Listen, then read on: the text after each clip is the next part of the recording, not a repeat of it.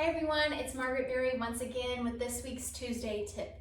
This week we're going to be going over a variation of T-Tapp Twist that I realized the other day that I didn't have any videos on. So I want to cover it for you guys because it's one of my favorites. It's the most challenging version of T-Tapp Twist. So the first thing about this move is that all the other principles of T-Tapp Twist also apply to this move. So you're making sure that your knees are staying out, everything's staying stacked, you're not leaning back when you're doing it, your hips stay square as your shoulders move to the side, you're thinking of keeping things isolated. The difference here is that instead of, pushing like you do with T-Tapp Twist this way, or where you go over, around, and down, for this variation, you're gonna have your arms level out to the side. So kind of in a T shape.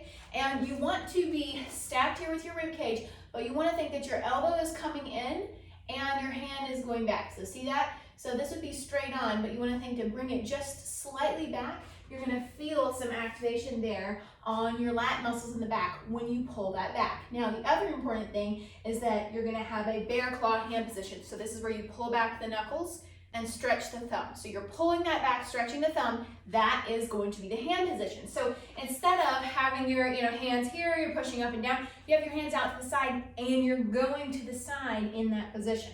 And let me tell you, it is intense and you may not be able to go as far as you can normally, like for example, when you do the regular T-Tapp Twist stretch where you can go pretty far. When you're doing it with your arms level and you're keeping everything really activated, you might not be able to go as far. And that will really show you where your imbalances are and how you need to work on your flexibility. So think that you're keeping that straight alignment. You can actually go ahead and set up with me if you want to do it with me now, but your knees are going to go out.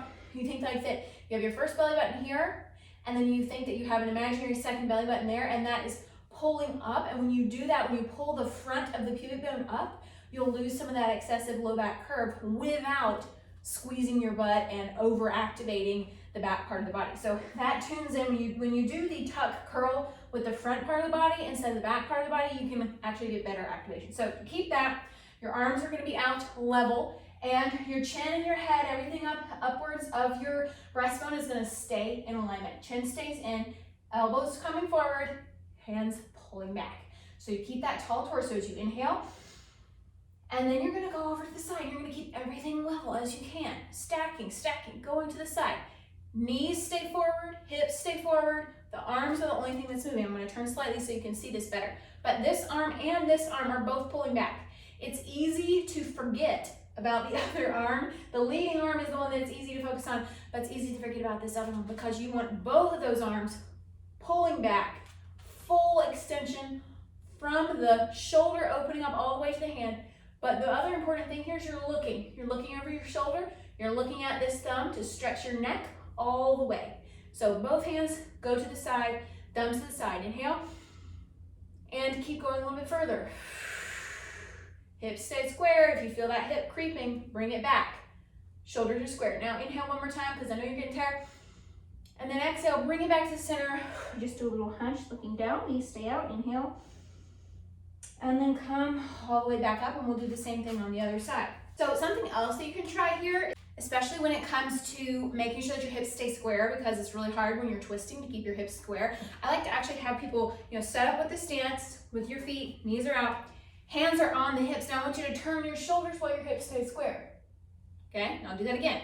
Pressing hands on the hips, turn the shoulders while the hips stay square and look over your shoulder and then relax. One more time. Hands here gripping the hips, turning the shoulders while the hips stay square, pressing on this opposite hand of the direction you're going. That's going to help you get that neurological connection to what you're supposed to be doing. So same thing on the other side. So we just went left to the left side. Let's do it to the right. Knees are staying out. Everything stays stacked. Fingertips, pulling back the knuckles, stretching the thumb. Inhale. And then exhale. Going to the side, looking at that hand, stretch the neck, knees stay out, tummy stays activated. And you can lightly squeeze the glutes here to help keep your hips square. That's gonna help you keep those hips square to the front as you twist to the back. Inhale and exhale. And then one more time, go a little bit further. This other finger, think about stretching it. Think about stretching this finger. Everything from that whole line of the body is stretching. Inhale and exhale.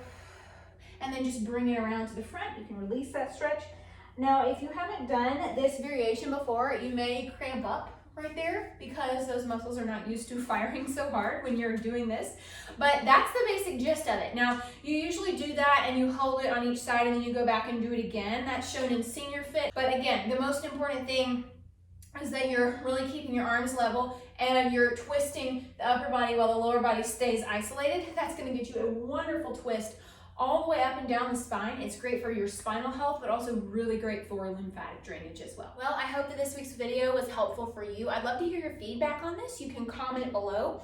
Also, I have a free holiday workout that I just released. I already sent it to people on my email list, but if you haven't checked that out yet, I will link it below for you to enjoy. It also includes an instructional, which is very helpful, especially if you're kind of new to this method and you want to try it out for yourself. Thanks as always for watching, and I hope you guys have a very Merry Christmas, and I'll see you next time.